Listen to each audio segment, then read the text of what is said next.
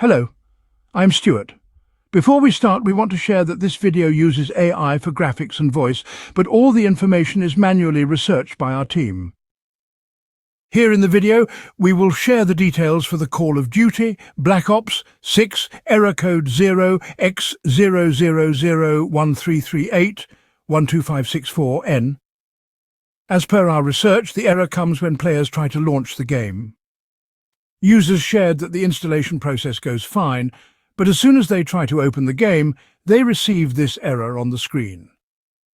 According to our research, this error is related to system or network issues. It may also be caused by outdated software or interference from antivirus or firewall settings. First, power cycle your device along with the network, and then check if the error still comes. Simply shut down your PC and router, then disconnect them from the power source, then wait for around 5 minutes, and then turn them back on. Once restarted, launch the game and check for the error. If the error still comes, then try running the game as an administrator. To do this, right-click on the game or desktop shortcut and select Run as Administrator. Then check if the game opens without the error. If the error still comes, then check if you need to update the Xbox app or your Windows PC firmware.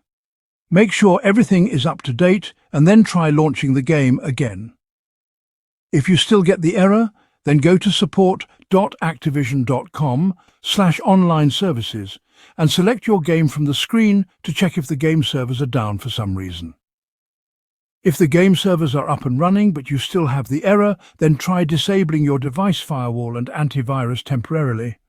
After disabling them, try launching the game again and check if the error still appears.